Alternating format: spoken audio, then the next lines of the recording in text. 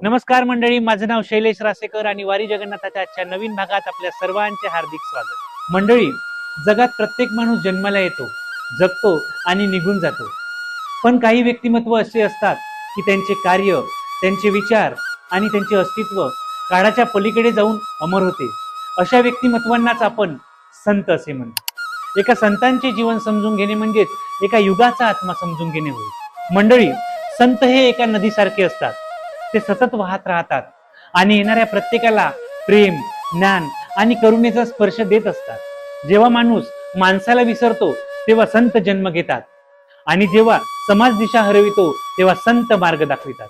मंडळी, आज आपण अशाच एका महान संताविषयी जाणून घेणार आहोत ज्यांचे संपूर्ण आयुष्य भक्ती, सेवा आणि मानवतेला समर्पित होते।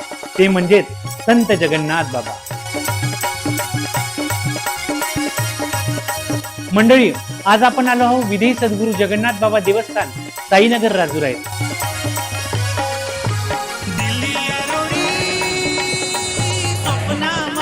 राजुरा हे ठिकाण चंद्रपूर जिल्ह्यात असून चंद्रपूरवरून 25 किलोमीटर अंतरावर आहे। विधेय सद्गुरू जगन्नाथ महाराज यांच्या मूर्तीची स्थापना दिनांक 24 एप्रिल 2022 रोजी झाली।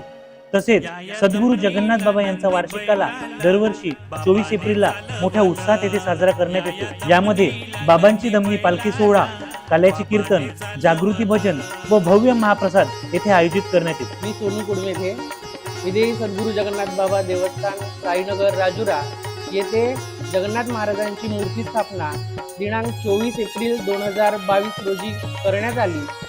तसेच आमच्या साईनगर, राजुरा येथे दर महिन्याच्या 16 तारखेला मोठ्या प्रमाणात घुगरीकाला उत्साह साजरा करण्यात येतो।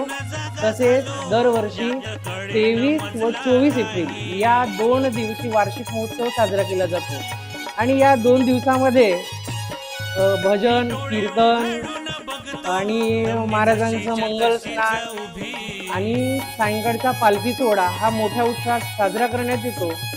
तसेच राजुरातील तसेच बाहेरगावीतील पंचक्रोशीतील भक्त जगन्नाथ महाराजांच्या दर्शनासाठी दर 16 तारखेला मोठ्या भावनेने येत असतात। तसेच भरपूर जे माझे सवंगडी आहे यांच्या मदतीने दर महिन्याच्या 16 तारखेला मोठ्या उत्साहात दहीहंडी आणि घुगरीकाला साजरा करण्यात येत असतो।